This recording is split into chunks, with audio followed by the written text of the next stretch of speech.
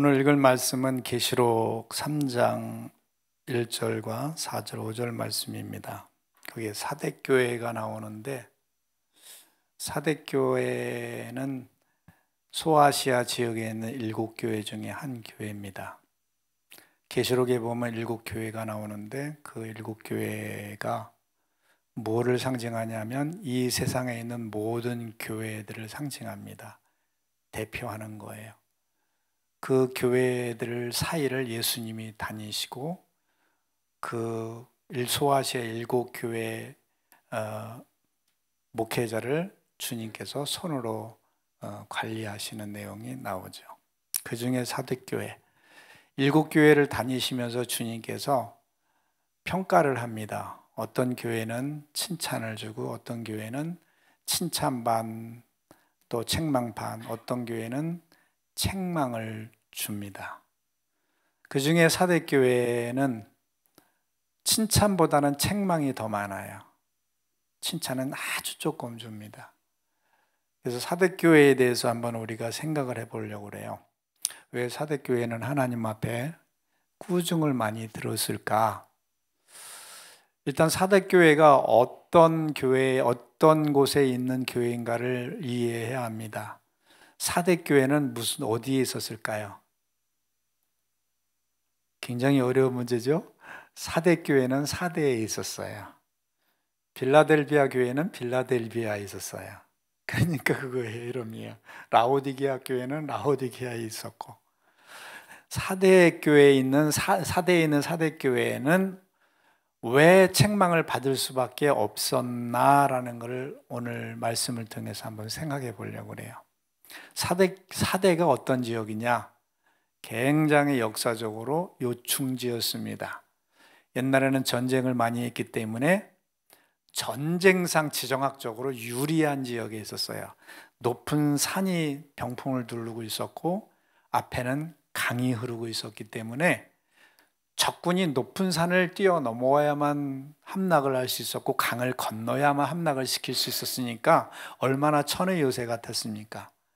그렇기 때문에 그곳은 어느 시대든 간에 탐을 내는 지정학적인 조건을 가지고 있었어요. 그리고 앞에 있는 강에서 사금이 많이 나왔어요. 금이 많이 나와서 항상 금의 도시라는 별명을 붙었습니다. 그러다 보니까 정치적으로 군사적으로 안락한 환경 속에 있었고 금이 많으니까 풍요로웠고 돈이 많다 보니까 세계 무역상이 다 드나드는 곳이 되다 보니까 문화와 문명이 발달한 곳이었다라는 것이에요. 자, 이쯤 되다 보니까 사대라는 것이 어떤 곳이라는 건 알겠죠? 잘 살았어요. 안락한 곳이었습니다. 근데 문제가 요거예요. 잘 살고 안락하다 보니까 책망받을 수 있는 상태로 될 수밖에 없었다는 것입니다. 오늘 이것을 생각을 해보려고 그래요. 우리 크리스찬들은 기독교 역사상 쭉 보면은 항상 편하고 안락하면은 타락을 했었습니다. 우리 기독교를 봅시다. 맨 처음에 예루살렘에서 시작한 복음이 누구로 인해서 세계로 퍼지게 됐죠? 스데반으로 인해서. 스데반이 순교당하니까 와! 예수 믿으면 죽게 됐네 하니까 다 뿔뿔이 흩어져 버렸어요. 처음에는 예루살렘만 모여서 달박달박 이렇게 우리끼리 믿자 했는데 스데반이 죽으니까 죽음의 위협을 느끼고 각지로 흩어지게 됐습니다. 하나님의 전략입니다. 이 녀석들이 가만 놔두면 편안하게 지들끼리만 신앙생활 할까봐 스데반을 죽이고 그것으로 겁을 먹게 하고 흩어져서 세계 선교가 되게 했다는 겁니다. 우리 하나님께서는 다 작전이 있어요. 우리에게 잘못된 일이 있어도 그거 하나님 앞에선 다 의미 있는 일인 줄 믿습니다. 하나도 머리털 하나 세시는 하나님께서 공중에 나는 값어치가 없는 참새가 떨어지는 것조차도 간섭하시는 하나님께서 자기의 입김으로 만들어낸 자신의 분신인 우리들의 삶을 나몰라라 할 하나님이 아니라는 걸 믿으시기 바랍니다. 이게 믿음이에요. 내가 요 모양 요 꼴이라 할지라도 하나님께서 요 모양 요 꼴로 만드신 이유가 있다는 거예요. 더 큰 일을 위해서 스데반을 희생시켰잖아요. 죽였잖아요. 아마 천국에 가서 제일 큰 상급이 순교라고 그러잖아요. 그래서 스데반이 죽은 후로다가 세계로 흩어지면서 그 다음에 유대인들에 대해 핍박을 받으면서 어떻게 됐을까요? 유대 지방 이스라엘 지 문턱을 넘어서 세계를 향해서 막 도망 다닙니다. 도망 다니면서 뭐가 퍼져요? 복음이 퍼지는 거예요. 어디까지 퍼집니까? 우리 뱀에게 물렸을 때, 제가 아프리카에서 근무할 때 여러 가지, 여러분들 그 옛날 비디오에 보면 그 뱀 가지고 장난 노는 그 저기 내셔널 지오그래픽의 그 영상이 있어요. 그 사람 죽었어요. 결국은 뱀에게 물려 죽었어. 뱀 갖고 장난 놀다가. 그게 왜냐하면 이게 손 가까이 물리면은 조금 약간 요거를 뱀에게 물리면 여기 꽁꽁 튕겨 매가지고 피가 안 통하게 해서 좀 시간을 벌 수가 있잖아요. 심장 가까이 물리면은 이거는 꼼짝없는 거예요. 그냥 앗소리 못하고 죽는 거예요. 이게 금방 죽잖아요. 하나님께서 그 전략을 피신 거예요. 세상에 복음을 증거해야 되는데 예루살렘에서 스데반을 죽여서 넓은 지역으로 퍼지게 만들고 이스라엘에서 기독교인들을 막 핍박하게 만들자 이스라엘을 넘어서 주변국까지 막 퍼지게 만들고 사도 바울을 고통을 줘서 어디까지요? 로마까지 가서 세계의 모든 길은 로마로 통한다 라는 것처럼 로마잖아요. 로마. 정치, 군사, 경제 모든 문화가 로마였잖아요. 하나님께서 그 전략을 펴신 것 같아요. 로마의 나라에 딱 복음이 전파되는데 문제는 그때부터도 그게 아마 AD 64년부터 314년 콘스탄티노플 대제가 공인할 때까지 개죽음을 당합니다. 기독교가 엄청나게 핍박을 당합니다. 맹수의 밥이 되고 화형당해 죽이고 우리나라에 있던 그 뭐죠? 그 사지를 죽여 죽이는 거 무슨 차명이죠? 그게 능지처참. 말을 갖다가 하나는 이쪽 팔, 하나는 이쪽 팔, 하나는 이쪽 발 해가지고 으랴 해가지고 그냥 찢어 죽이는 거. 이거 로마에서 크리스찬들 죽인 거에 비하면 그 역사를 보면 아무것도 아니에요. 일본 놈들도 악랄했잖아요. 이 손톱에다가 전부 바늘을 찔러가지고 손톱 사이에다가 그거 보면 사단이 얼마나 악랄한가를 그 그림자를 볼 수 있는 거예요. 여러분, 기독교는 64년 네로 황제 때부터죠. 네로 황제 때부터 콘스탄티노플 황제 때까지 거의 250년간을 핍박을 당합니다. 그런데요, 핍박당할 때 기독교가 덮어져 버려요. 죽여라, 죽여. 나 천국 가야 된다. 말릴 사람이 없는 거예요. 히브리서에 보니까 세상이 감당치 못한다 이랬어요. 이런 사람들을. 나 죽으면 천국 간다. 빨리 죽여라. 오늘 이런 신앙을 가진 사람들이 없을까요? 죽여 그러면 발발발 떨고 아니요, 저 예수님 안 믿을게요. 자, 어린아이 같은 말이지만은 이즘 시대는 믿음이 없는 겁니다. 왜 강했을까요? 네로로부터 시작된 콘스탄티노플 313년 전까지 모든 황제들이 다 기독교를 박해했는데 그 박해 때문에 기독교가 성장을 했어요. 믿음이 토굴 속에 살면서 광야에서 유리하면서 짐승의 밥이 돼가면서 믿음을 지켰는데 그 믿음이 얼마나 강한지 세상이 감당하지 못한다고 그랬거든요. 네, 여러분 보세요.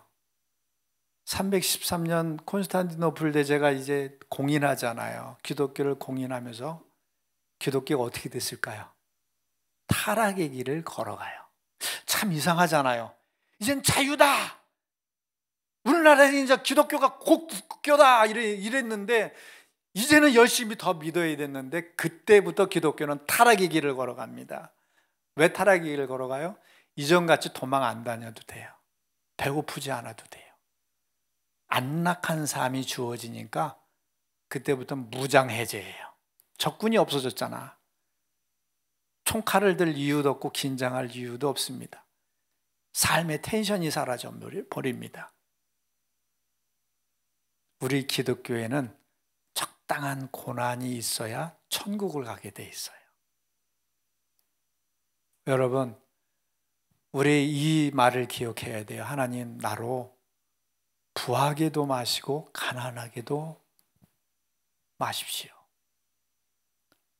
부하면 얼마나 좋습니까? 우리 기도하잖아요. 하나님, 내가 죽어도 좋으니까 돈벼락에 맞아서 한번 죽고 싶습니다. 이런 마음 많이 갖잖아요. 이게 사단적입니다. 잘못된 거예요. 어린아이 같은 겁니다. 하나님은 적당히 우리에게 고난을 통해서 천국 가는 발걸음이 무디지 않기를 바라십니다. 그래서 기독교는 그때부터 돈이 많아지니까 교회가 엉뚱한 짓 하게 되고요. 신앙적이고 영적인 몸보다는 육적으로 부하게 됩니다. 정말 이건 맞는 것 같아요. 여기서 로또가 다 맞았다면 여기서 그 로또 가지고 하나님 앞에 더 믿음을 지키고 봉사하고 헌금하고 어려운 교회들 도와주고 가난한 사람 도와주고 그럴 사람 얼마나 될까?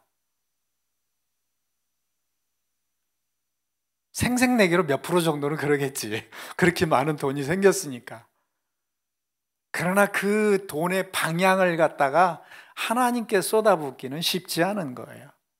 하나님께서는 이걸 아세요. 그래서 우리에게 주기도문을 통해서 뭐라고 가르치십니까? 평생 먹을 양식을 달라고 기도하지 말고 데일리 브레드를 위해서 기도하라는 거예요.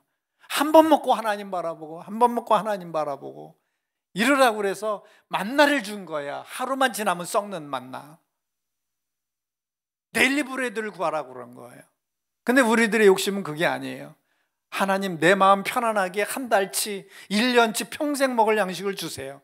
그건 어리석은 부자입니다. 자기 곳간에 큰 양식을 드리고 그것 보고 만족하겠다는 거예요. 하나님 바라볼 필요 없이, 피곤하게 하나님께 기도할 필요 없이. 이게 얼마나 나쁜 겁니까? 기독교는 고난 속에서 존재해 왔어요. 내 신앙과 믿음이 고난 속에 살아남을 수 있는 줄 믿으시기 바랍니다.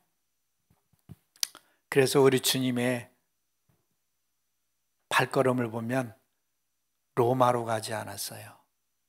학식 많은 예루살렘으로 가지 않았어요. 갈릴리로 갔어요. 여기도 옛날에 그때 그 시절 잘 나갔더라면 여기에 오지 않을 분들 있죠. 여기에 없을 분이 있어요. 여기에 찾아와서 이 작은 곳에 앉아 있지 않을 분들이 있다는 것이. 아마 저도 그랬을 거예요.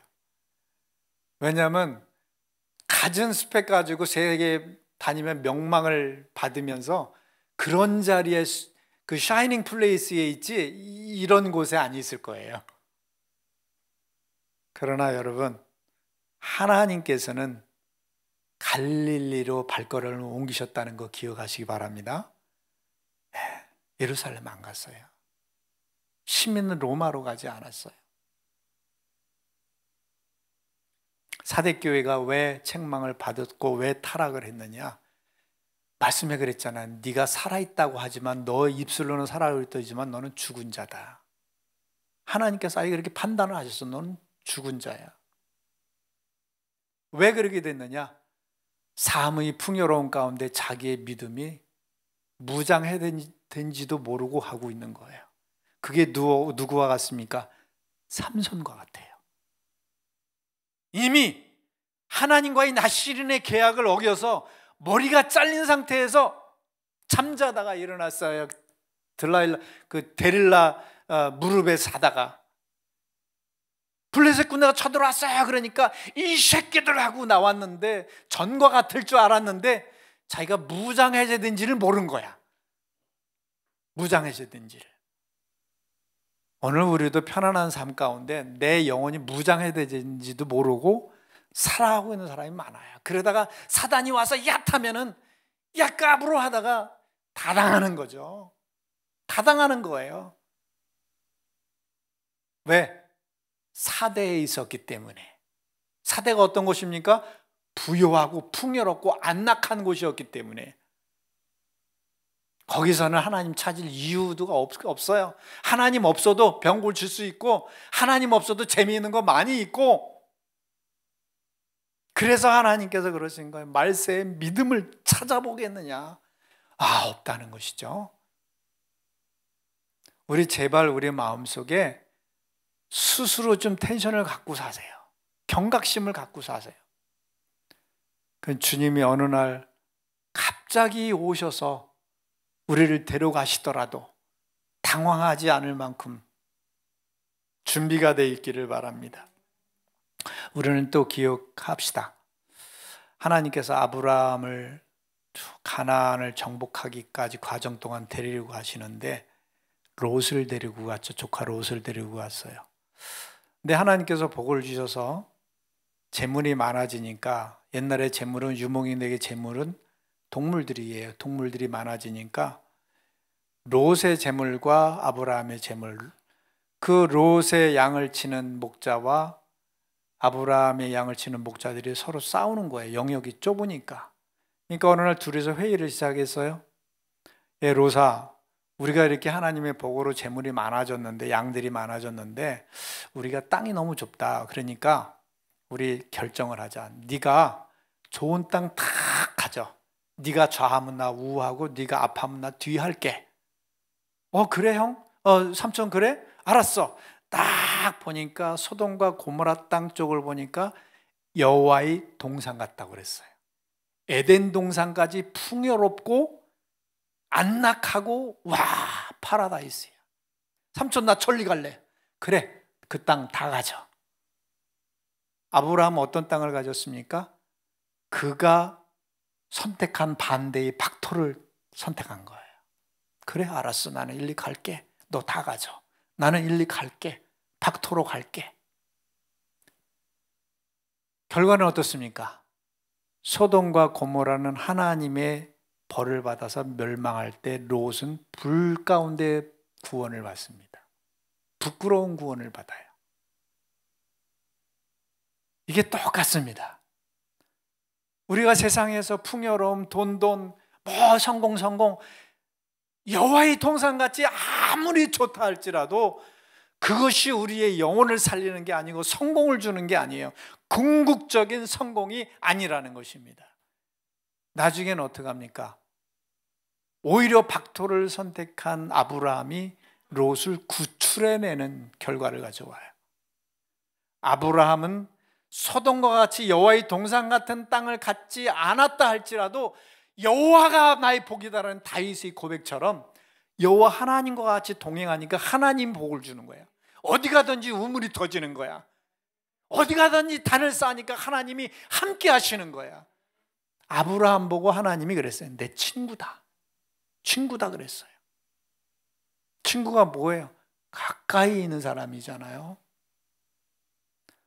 세상의 풍요로움을 욕심내고 그것을 동경하다가 우리의 영혼이 부끄러움 당할 줄 생각을 할 줄 알아야 됩니다. 롯처럼 부끄러움을 당해. 지금은 좋을지 모르지만, 그러나 박토를 갈지라도 하나님이 함께하면 어디 가든지 우물이 터지는 줄 믿으시기 바랍니다. 어디를 가든지 주께서 함께 하시니라. 이게 복이지요.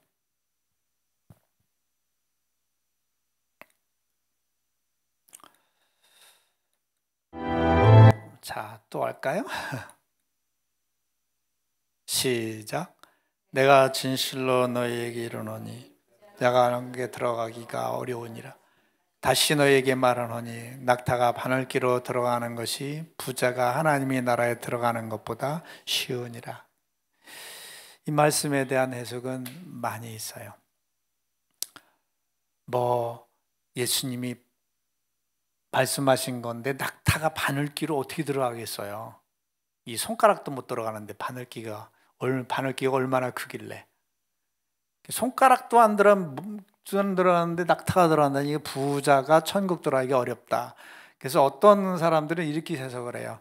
이게 예루살렘에 가면 문이 여러 가지가 있는데 그 중에 작은 문이 있다.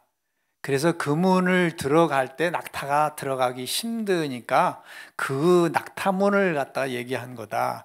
이렇게 해석을 하는 사람도 있습니다. 그러나 저는 그 해석에 동조하지 않습니다. 동조하지 않는 이유는 두 가지입니다.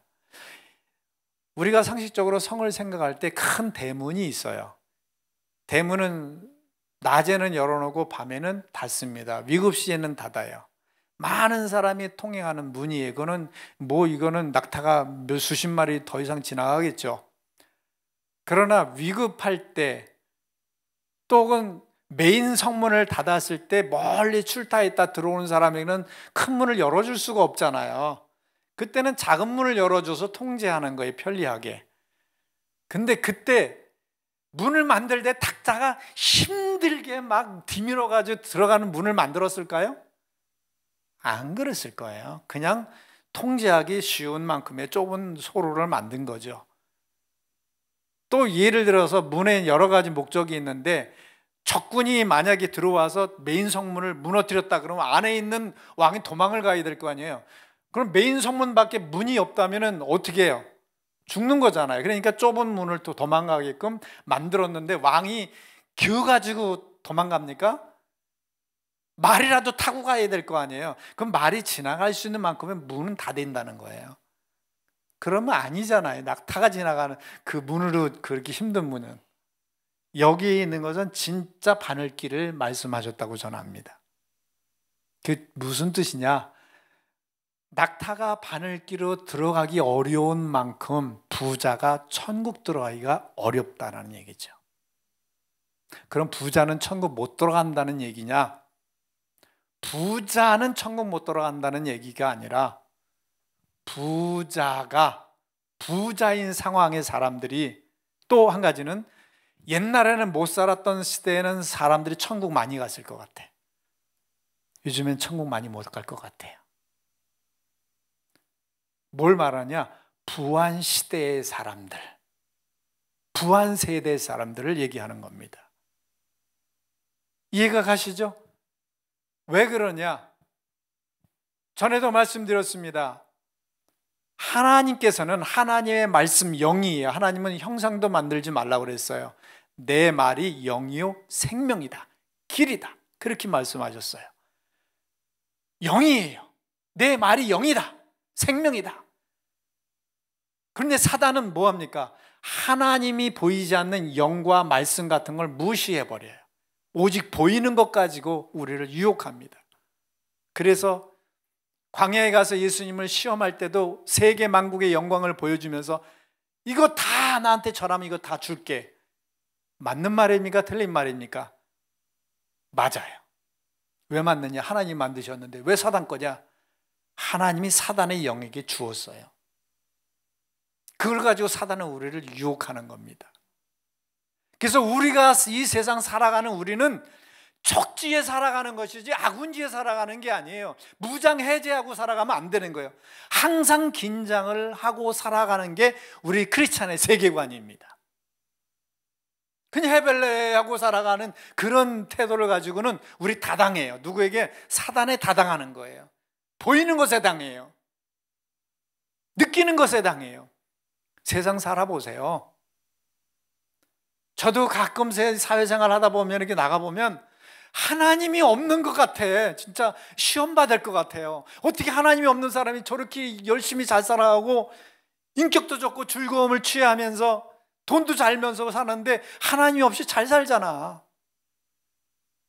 여러분, 그 시대 아닙니까 지금? 하나님이 없는 부한 세대입니다. 사단이 모든 것을 다 해놓고, 지난주에 말씀드린 것처럼 사단이 다 편안하게 만들어 놓고 무장해제하도록 햇빛 정책을 피는 거예요. 돈 주고 교회 많이 세워주고 프로그램 좋게 만들고 와, 좋다 좋다 하다가 우리의 영혼에 이 긴장이 없어지는 거예요. 이게 사대교회로 변해가는 겁니다. 여러분, 우리 아침에 눈 떠서부터 저녁에 잘 때까지 긴장을 놓지 맙시다. 그리스의 철학자 디오게네스가 이런 일을 했어요. 대낮에 등불을 들고 이러고 다녔어요. 젊은 사람이 대낮에 등불을 들고 이러고 다니는 거예요. 그 사람들이 물은 거예요. 저 사람 미쳤나? 당신 왜 그래요? 말도 마시오. 세상이 너무 어두워요. 세상이 어두워요. 사람들이 지식이 없어서 너무 어둡다는 거예요. 마음이 어둡다는 거예요. 철학자도 그렇게 살아갔어요. 주기철 목사님과 누가 그랬나? 항상 이렇게 하고 잡고 다녔다고. 이게 왜 그러고 다녀요? 아, 저는 예수님 붙잡고 다닙니다. 우리 마음속에 크리스찬이라면 사단이 참 보암직하고 먹음직하고 지혜롭게 할 만큼 파라다이스 같은 소돔과 고모라를 참 눈앞에 펼쳐주면서 우리를 유혹해가고 있는 이때에 우리는 탁 정신 차려야 돼요. 머리를 흔들고 정신 차리지 않으면 내 영혼이 언제 무장해져서 사단이 찔러도 모르고 내가 망해가도 모르고 타락해가도 모르는 거예요. 어느샌가 모르는 게 내가 하나님 앞에 기도하기가 부담스러운 정도로 내가 멀어져 있는 거야. 하나님 말씀을 읽어도 감동이 없는 정도로 내 영혼이 타락해 있는 거야. 예배가 드려도 예배가 부담스럽고요, 주일이 줄 성수가 부담스럽고. 아, 이게 왜 그래요? 사대에 있기 때문에 그래요. 사대에 있기 때문에. 우리의 영혼을 갈고 닦아야 될 줄 압니다. 그렇지 않으면 나도 모르게 내 영혼이 타락하게 되는 거예요. 긴장을 잃지 말아야 돼요.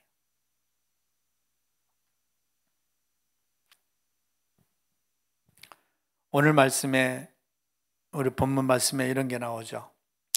그 옷을 더럽히지 아니한 자에게 흰 옷을 준다. 옷을 더럽히지 않았다는 건 뭐예요? 지켰다는 거예요. 비가 내렸어요. 흙탕물이 고였어요. 차가 지나가요. 무탕물이 툭입니다. 그러면 우리 우산을 가지고 탁 막잖아요. 아니면 도망갑니다. 우리 병수 형제님이 오늘 영문과 출신이 안 오셨으니까 병수 형제님이 불어카 출신 얘기하세요. 국방부 보고 영어로 뭐라고 표현하죠? 그렇죠. 디펜스. 디펜스. 어디 영문과보다 더 잘하네. 디펜스가 뭐예요? 방어하는 거예요. 방어. 이 세상에 보는 것마다, 몸에 닿는 것마다 모든 삶의 환경이 다 사단의 수중에 있다는 걸 믿어야 돼요. 인정해야 돼요. 그 가운데 우리는 나 자신을 디펜스 할 수 있어야 돼요. 디펜스 하지 못하면 더럽혀지는 겁니다. 여기에 분명히 있어요. 그 옷을 더럽히지 아니한 자에게 내가 승리의 옷을 준다는 거예요. 이 결과가 우리에게 있기를 바랍니다. 긴장을 가지고 살아가지 않은 사람은 결코 이런 흰옷이 주어질 수가 없어요. 절대 주어질 수가 없어요. 우리 그날을 그날을 잊지 말고 살아가야 돼요. 그날을 잊으면 안 되는 거예요. 주님으로부터 흰옷을 받는 우리가 되어야 될 줄 압니다. 그 옷을 더럽히지 아니했다는 것은 이 시대에 자기 믿음을 지켜 더럽히지 아니했다. 우리 초등학교에 가면, 또 초등학교 아니라 학교 그 주변에 가보면 쓸 수 없는 업종들이 있죠. 그렇죠? 그렇죠. 몇 미터 안에 뭐 모텔, 호텔 이런 거 못 쓰고, 유흥업소 못 쓰고. 또 뭐가 있을까요? 식품을 팔되 그것도 있어요. 술도 못 팔게 하고 식품도 못 팔아요. 이게 이유는 뭡니까? 자라나는 꿈나무 학생들에게 건강을 지켜주겠다는 거죠. 그래서 먹는 것, 보는 것, 문화적으로 누리는 것을 자제를 시키는 겁니다. 왜 그래요? 그들이 인격을 보호하기 위해서, 그들이 삶을 보호하기 위해서.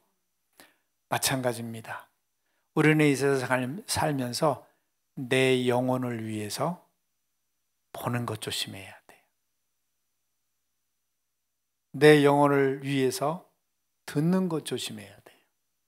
옛날에 주일학교 때 이런 찬양이 있어요.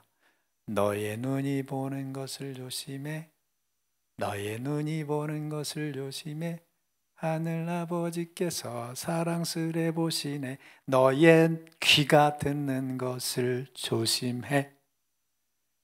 이런 삶이 있어야 돼요.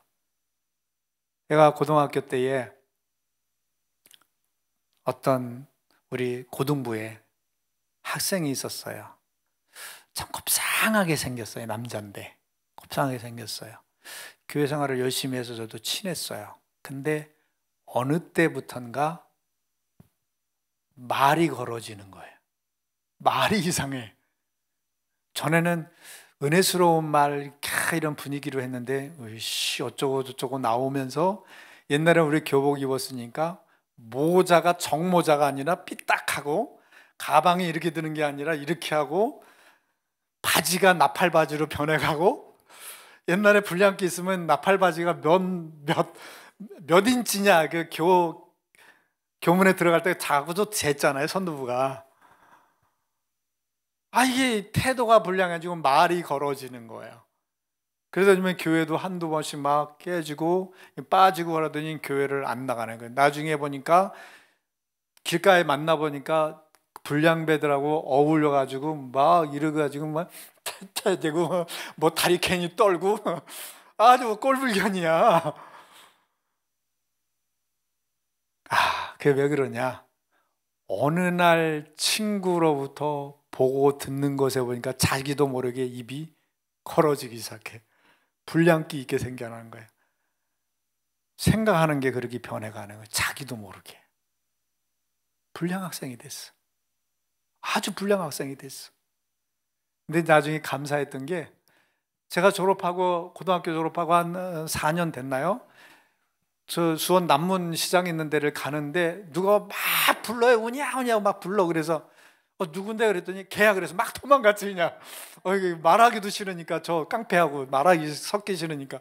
그랬더니 야 가지마 그러면서 막 뛰어와가지고 저를 붙잡는데, 야 얼굴이 변했어. 걔들 으르랑 됐다는 막 고기 이거를 이렇게 하고 세우잖아요. 근데 쓰다듬어 줄 때 좋은 사람이면 이 귀를 탁 하면서 살랑살랑 하는 거 있잖아요. 그런 얼굴이에요.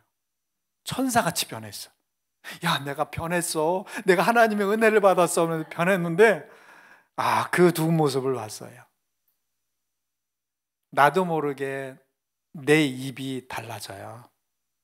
나도 모르게 내 행동이 달라지고 사고방식이 틀려져요. 우리 주변에, 학교 주변에 그런 거 없는 것처럼 가능한 한 내 주변에 좋은 사람들 두시기 바랍니다. 그게 복이에요. 내가 직장 어디 가서도 돈 많이 주는 거 물론 좋아요. 근데 더 중요한 것은 내 영혼에 유익이 있느냐? 내 영혼에 어떤 유익이 있을까? 돈 따라가는 게 아니라 내 믿음을 따라가시기 바랍니다. 그래서 옛날엔 다 그랬어요. 이사 가면 먼저 교회를 보고 집을 정했어. 내가 새벽 예배 가기, 내가 수요 예배 가서 교회 섬길 수 있는 거리가 되는지를 보고 갔어요. 근데 요즘에는 안 그러죠. 얼마큼 투자 가치가 있느냐. 교회는 안중에도 없어. 저 산골이라 할지라도 돈이 생기면 가. 그리고 역세권 따라가. 자기 삶을 따라. 그러니까 부한 세대가 천국에 들어가기가 어렵지 않습니까? 여러분, 내 영혼을 위해서 보는 것 조심하시기 바랍니다. 듣는 것 조심하시기 바랍니다.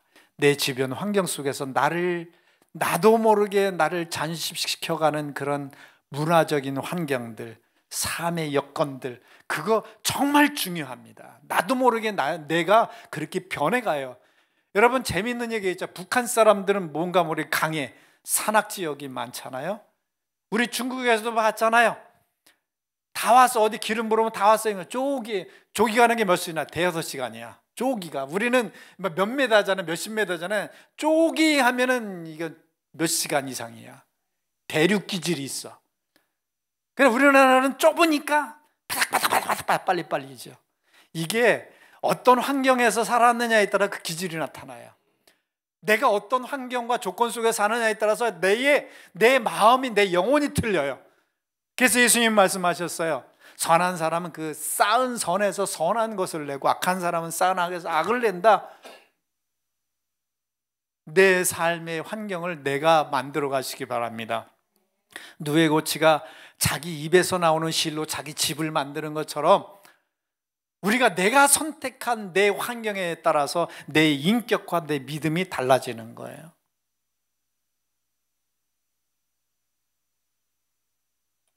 마지막으로 말씀을 보고 시작.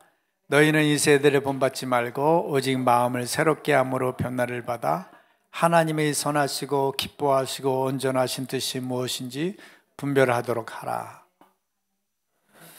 자, 이 세대를 본받지 말라는 것은 무슨 말입니까? 이 세대가 사대와 같다는 거예요. 이 세대가 너무 풍요로워.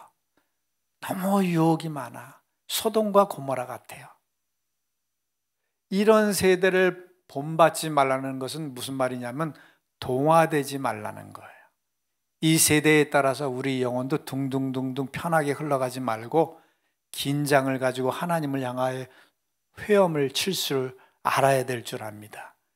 부디 오늘 메시지를 통해서, 말씀을 통해서 이 안락한 세상 편하게 살아가는 것만 생각하지 말고 하나님을 향해서 거슬러 올라가는, 이 세대를 거슬러 올라가는 이 믿음이 있기를 바랍니다. 그럴 때 여기에 말씀하셨어요. 오직 새롭게 함으로 변화를 받아. 이게 무슨 말입니까?